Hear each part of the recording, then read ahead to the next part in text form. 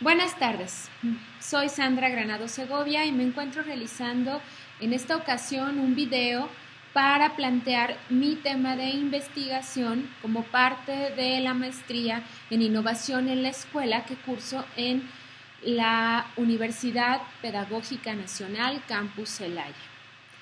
Dentro de la materia de investigación se nos ha solicitado realizar un video en el que expliquemos el tema que hemos elegido para nuestra investigación de tesis y me gustaría comenzar no solamente presentando el tema y todo lo referente a la decisión de abordar este tópico, sino abordar el tema metodológico, que es algo que me ocupa bastante porque en el tipo de investigación que pretendo realizar es de vital importancia explicar y ahondar en las decisiones que se van tomando en torno al proceso de investigación, es decir, justificar cada una de las acciones desde su paradigma, su enfoque, su perspectiva metodológica.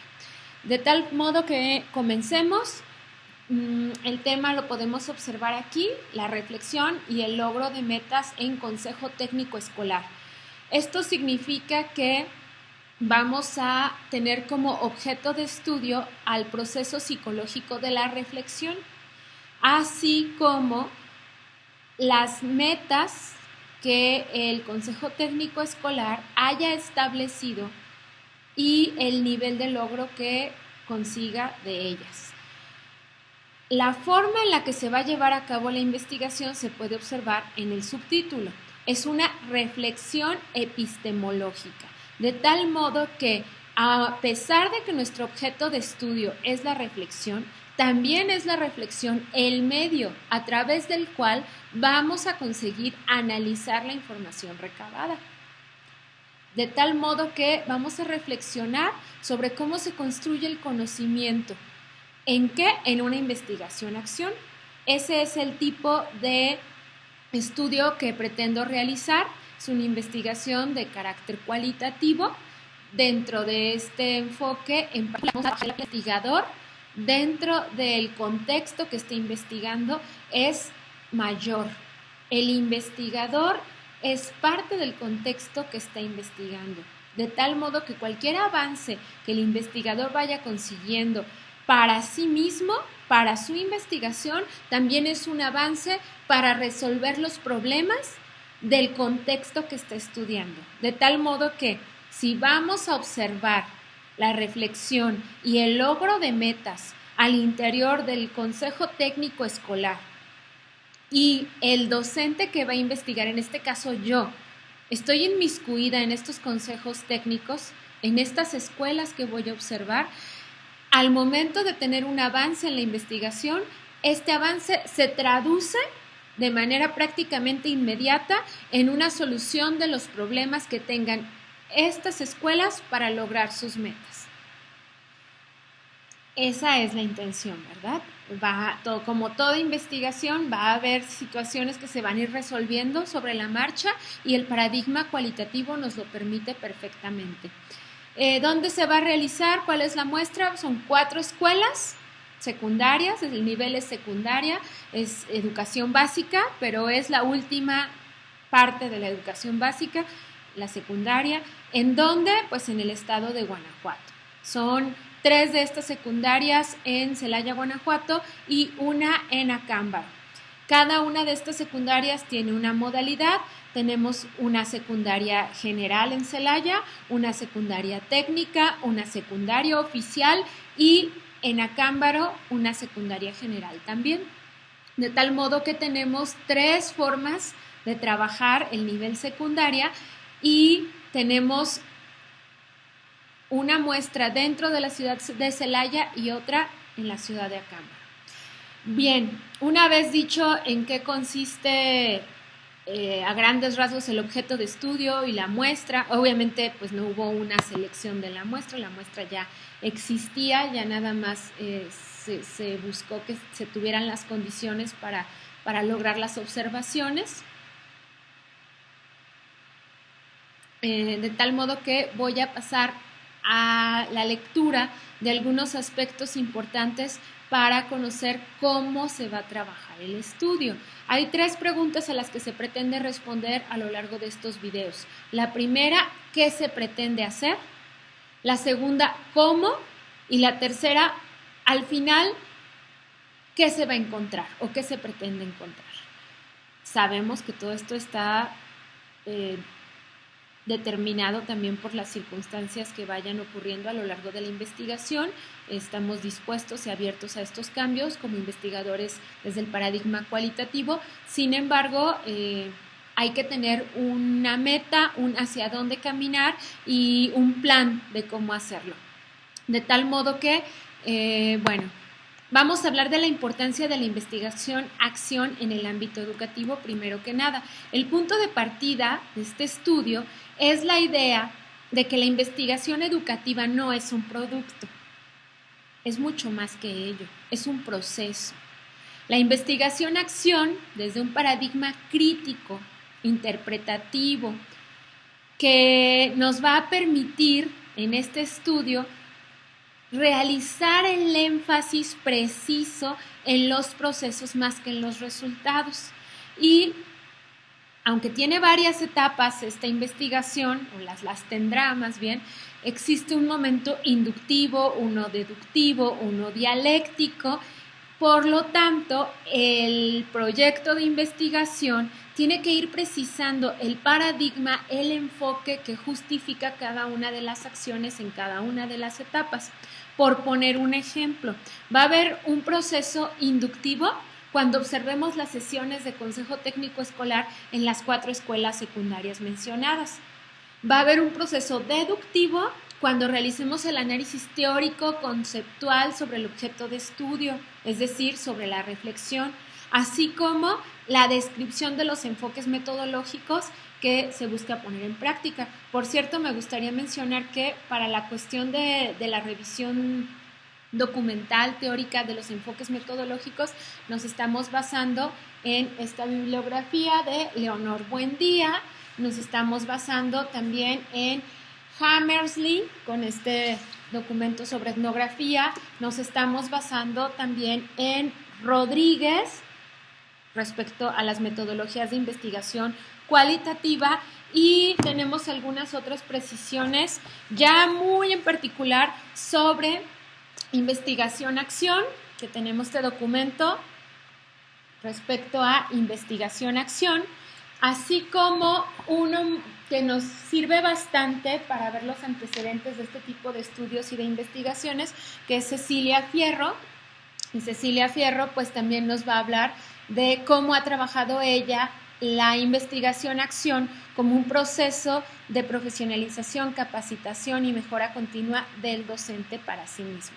De tal modo que, bueno, estos son algunos de los libros que nos ayudan en la cuestión metodológica.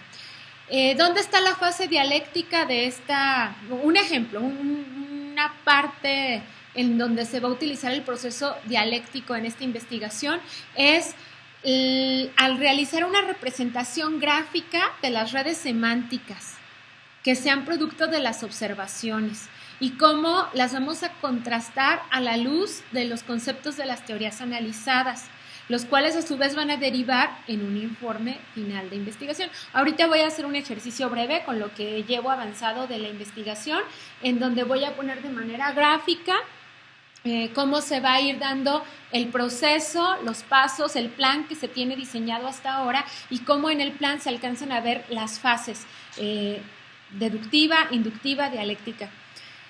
Otra idea que acompaña este estudio es la necesidad de que el investigador educativo sea consciente de que cada paso que da en la investigación debe de considerar no solamente esta claridad de sus percepciones, sino que sepa por qué tomó cada una de las decisiones, lo justifique, lo registre, lo ingrese como parte de su proceso metodológico y encuentre el sitio teórico en el cual se sustenta.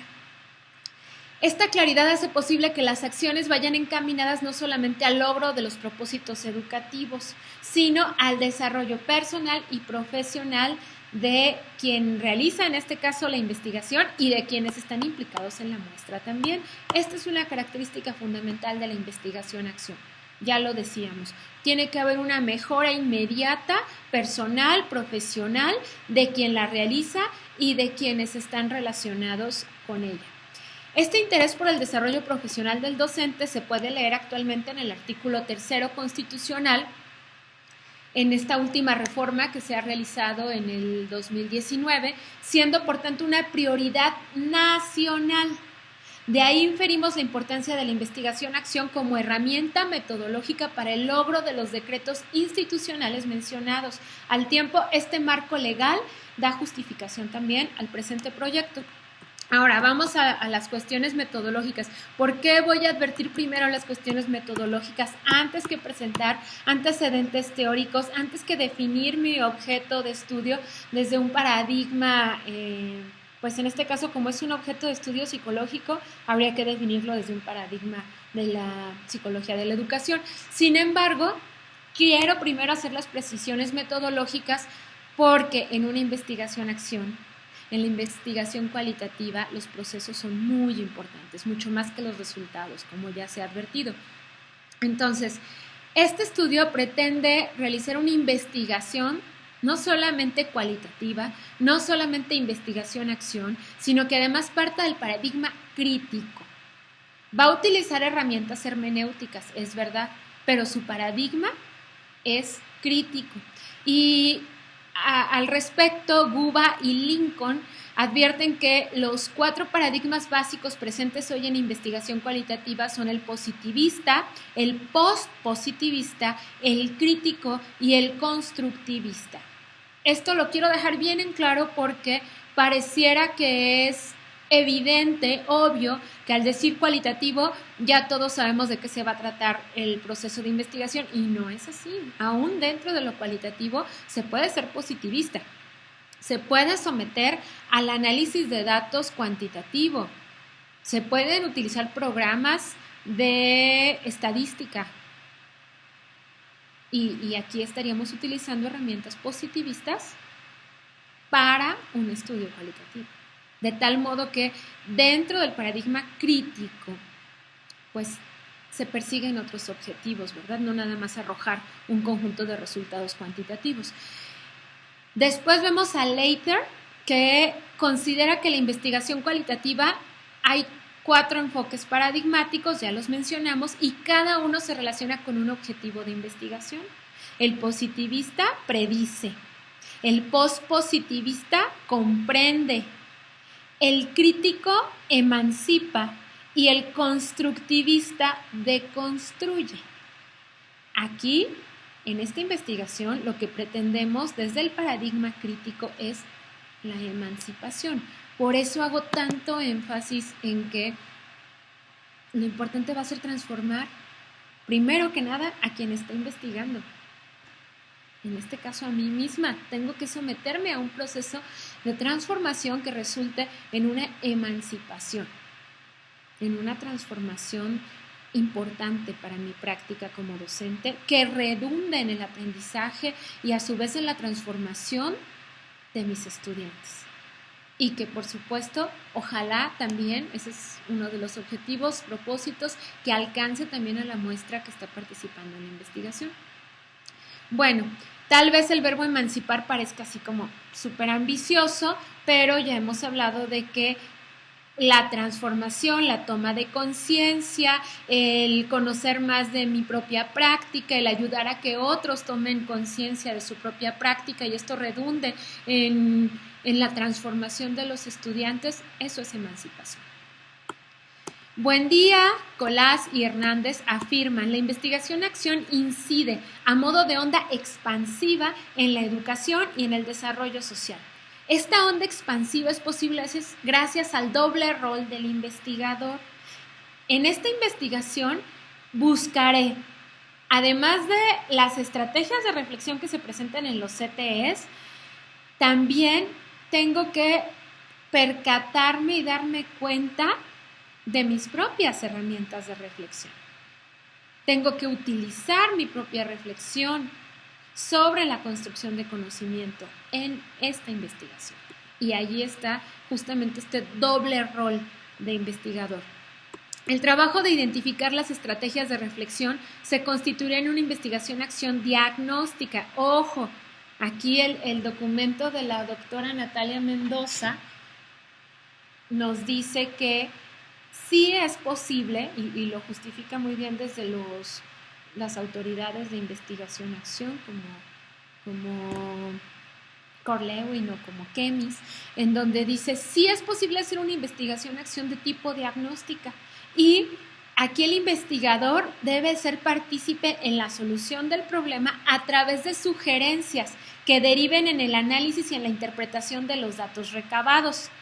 Estas sugerencias o recomendaciones, a su vez el investigador las hará saber a los sujetos observados para que ellos puedan tener herramientas para mejorar su práctica, para transformarla.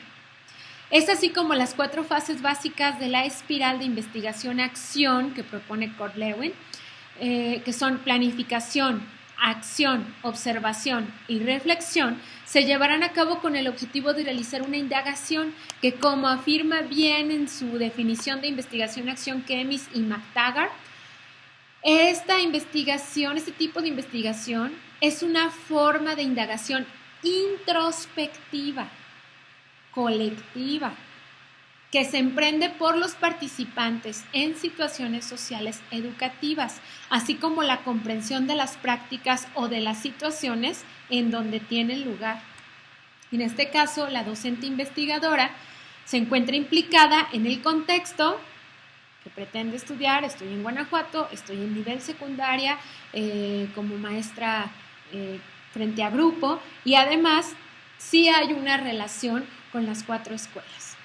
De alguna manera sí hay posibilidad de que mi cercanía a estas 4 instituciones permita, gracias al permiso de los directivos, gracias a la disposición de los docentes en consejo técnico, permita que estas sugerencias lleguen a ellos y nos ayuden a mejorar a todos, a transformar nuestra práctica. Dado que la investigación-acción es reconocida como una vía que por excelencia permite la capacitación de los docentes en función, sin necesidad de que sujetos externos impongan intereses y dinámicas ajenas. Por el contrario, que sea el propio docente en función quien realice aportaciones a su campo, sin distanciarse de su ejercicio profesional ni obedecer a agentes externos, sino desde el interés de mejorar su práctica y tener una mejor comprensión de la misma.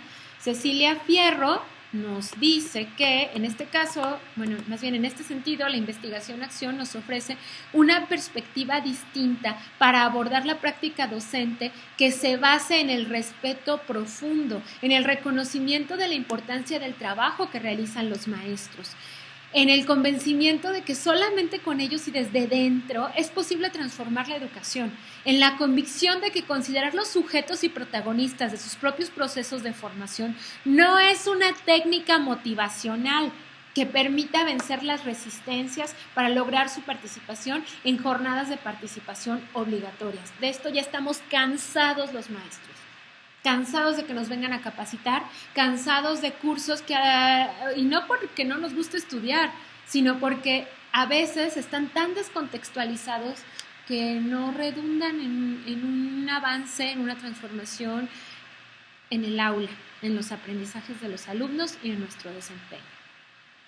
Es por ello que se ha elegido este tipo de investigación, dado que orienta la indagación autorreflexiva, concentra e interpreta los datos a través de la comprensión interpretativa de la situación social, vincula la teoría y la práctica con el propósito de crear comunidades críticas. Además que, como dice Falsborda, es la corriente que se ha puesto en práctica en Latinoamérica desde hace más de 50 años, considerando la aportación, por ejemplo, de Paulo Freire en los años 60. Como se ha mencionado, este tipo de investigaciones se caracterizan por establecer un vínculo dinámico, permanente, entre la teoría y la práctica. De ahí la importancia de presentarles los documentos en los que nos estamos basando ahorita para la fundamentación metodológica, porque al tiempo que voy haciendo reflexión sobre la práctica, sobre lo que observo en los contextos, sobre lo que voy registrando en cada CTE que se me ha permitido entrar hasta ahora, al tiempo voy revisando situaciones teóricas de manera dinámica. Para lograr describir, todo esto es para lograr describir la sistematización de las acciones y de las decisiones tomadas en cada etapa del estudio, así como los motivos que las justifican, ya que toda la investigación cualitativa es y debe ser guiada por un proceso continuo de decisiones y de elecciones del investigador. Esto lo dice Pittman y Maxwell, citado en este libro de Rodríguez. Al realizar dicha revisión documental, fueron evidentes algunos obstáculos que se habrían de enfrentar, tales como la estructura del protocolo. Y esto me hace muchísimo ruido porque evidentemente el documento que nos piden entregar en nuestra institución o el documento que el maestro esté solicitando para calificar los avances, pues tienen una estructura. Esta estructura sirve para dar orden, para unificar el trabajo de todos los estudiantes. Sin embargo, limitarse a esa estructura puede significar también perder profundidad o perder esta posibilidad de ir decidiendo a cada paso o dejar fuera datos que al final resultaban importantes o simplemente darle un orden que no corresponde al enfoque. Bueno, dado que en esta investigación que es de carácter cualitativo, de investigación-acción, de paradigma crítico, existen ya propuestas de una secuencia particular que se recomienda que se siga.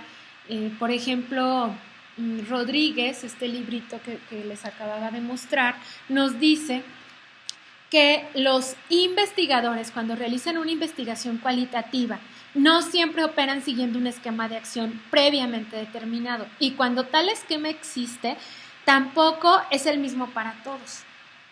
Esto significa que de entrada, por corresponder al enfoque cualitativo, esta investigación no debiera estar limitada a una estructura o a un protocolo determinado por agentes ajenos, ya sean instituciones, ya sean investigadores, que no se encuentren implicados directamente en el proceso de construcción del estudio. Respecto a las fases del proceso de investigación cualitativa, nuevamente Rodríguez advierte que a pesar de la diversidad metodológica que se despliega de distintos investigadores que aportan a este tema, existen 4 fases fundamentales que se tiene en común en la investigación cualitativa. La primera es la preparatoria. Aquí las voy a mostrar, el esquema. La primera es la preparatoria, después viene el trabajo de campo, luego la analítica y más tarde la informativa. Cada una de estas fases, evidentemente, tiene etapas. Las etapas, aquí tiene otro esquema que me parece bastante didáctico. Las etapas de cada una, aquí tenemos la fase preparatoria y tienen su etapa reflexiva y su etapa también del diseño. En esa etapa estamos ahorita. Ya hemos estado recabando datos, ya hemos estado realizando trabajo de campo, nos falta pasar al análisis de esos datos y, por supuesto, realizar el informe de investigación, que sería ya la tesis como tal. Sin embargo, para los objetivos de esta materia y de este video, solamente vamos a describir estas etapas. Por tanto, quiero hablarles de la etapa reflexiva. En la etapa reflexiva, el investigador toma como base su propia formación, sus conocimientos, sus experiencias sobre los fenómenos educativos que está observando, su propia ideología. Claro que tiene que ver, claro que va a determinar al estudio, la ideología.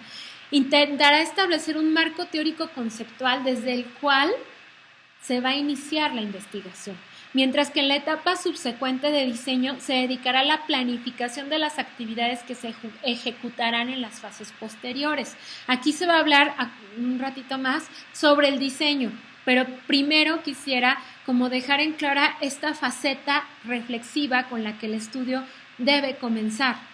Y dado que ni contamos con una estructura oficial que nos hayan solicitado en la materia para el protocolo, y tampoco contamos con ya la urgencia de estar organizando el informe, no para estas fechas, no para este momento, entonces podemos tener la libertad de ahondar en esta etapa reflexiva. De acuerdo a Mendoza, que me parece muy acertado, aparte sus aportaciones en torno a la investigación-acción, porque nos muestra un cuadro en donde va a comparar a diversos autores para lograr un protocolo de investigación. Los autores que va a comparar pues son Kemis, McTaggart, que ya mencionamos, Elliot, que también es una autoridad en investigación-acción, Pérez Serrano, Oakeshott, Alaptarlo y Sedansky, así como Miguel de Martínez. Todos ellos han sido cotejados en este cuadro y a su vez han sido puestos los elementos principales en esta primera columna, en donde ella refiere cómo quedaría el protocolo de investigación-acción según la propuesta que nos realiza la doctora Natalia Mendoza. Entonces, de acuerdo a esta autora, el protocolo representa una guía o línea de desarrollo del proceso de indagación, que si bien se determinan lineamientos que son afines a los paradigmas y enfoques de investigación, es preciso señalar que debe respetarse la decisión del autor del proyecto para elegir el desarrollo del protocolo, a la vez considerar que se tiene la libertad de hacer las modificaciones requeridas. Lo importante es que las adaptaciones respondan a las necesidades planteadas en los objetivos y al objeto de estudio, enfoque, tipo de investigación, posturas epistemológicas, intereses de los sujetos para motivarlos a continuar en el estudio y también de los sujetos que forman parte de la muestra, así como la posibilidad de elegir entre los recursos disponibles y otros. La cita y lo afirmado anteriormente sirve para ilustrar cómo dentro de la literatura revisada se recomienda no solo que el investigador determine la secuencia y el orden de los procesos, así como el registro de los mismos, y en lo referente al orden de estos, tanto en la redacción del proyecto como del informe. Todo esto para que le permitan autodirigir el curso del estudio, aprovechando al máximo la información del propio contexto, demostrando apertura en los procesos de construcción pues de toda la investigación, ¿verdad? Bueno, para ir finalizando, es por ello que se recomienda que en este primer apartado del protocolo se le dedique a la descripción contextualizada del problema para luego establecer los objetivos, el sustento teórico, epistemológico, la construcción del objeto de estudio, las precisiones metodológicas, los resultados y finalmente el plan de acción, su ejecución, su seguimiento y evaluación. Ya hemos dicho que no vamos a ser estrictos en este sentido porque pues todavía no tenemos todas las partes, pero que sí queremos plantear nuestras reflexiones en torno, recordemos, nuestro asunto es reflexionar sobre la construcción de conocimiento en la investigación-acción que vamos a realizar en 4 escuelas, en el Consejo Técnico, donde vamos a observar el proceso psicológico de la reflexión. Entonces, bueno, vamos a tener que apegarnos tarde que temprano a lo que nos solicite la Universidad Pedagógica Nacional, Campus Celaya, para la realización del informe, desde luego. Para lo cual pues voy a ir ya concretando, para no leerles todo el proyecto de investigación, les voy a responder las 3 preguntas que se realizaron hace rato. La primera, ¿qué pretende realizar este estudio? Pretende identificar las estrategias de reflexión que se ponen en práctica en las reuniones de Consejo Técnico Escolar, CTE, en 4 escuelas públicas nivel secundaria en el sur del estado de Guanajuato, encontrándose 3 de ellas en la ciudad de Celaya y una en Acámbaro. Una vez identificadas las estrategias de reflexión, se revisará el nivel de logro de metas alcanzado al final del ciclo escolar, de tal manera que puede establecerse una relación entre el logro de metas por una parte, y la manera en que llevan a cabo la reflexión en su consejo técnico. ¿Cómo se pretende llevar a cabo este proceso? Voy a realizar ahorita una explicación en el pizarrón, pero lo comento así rápidamente. Se van a identificar las estrategias a través de técnicas de observación directa, registro de diario de campo, así como algunas entrevistas. Los datos recabados serán analizados e interpretados para reconocer qué estrategias de reflexión se ponen en práctica en los centros escolares observados. Las metas a considerar se refieren a aquellas que han sido establecidas en función de los acuerdos en colectivo en las sesiones intensivas de CTE al inicio del ciclo escolar y que por tanto constituyan su programa escolar de mejora continua.